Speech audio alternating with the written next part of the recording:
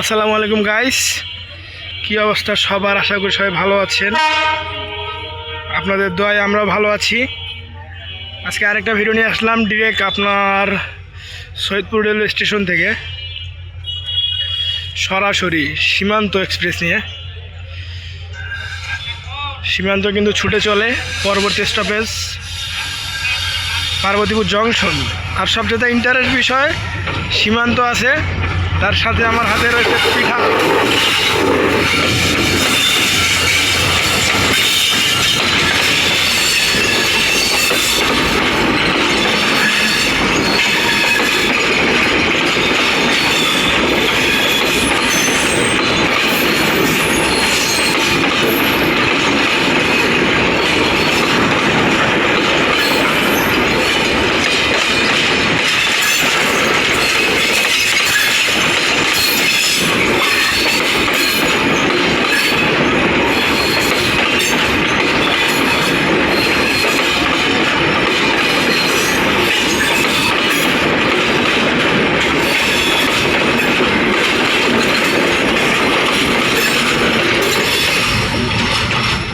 Down সীমান্ত সৈয়দপুর ছেড়ে চলে গেল আধা একটা পিঠা নিয়ে।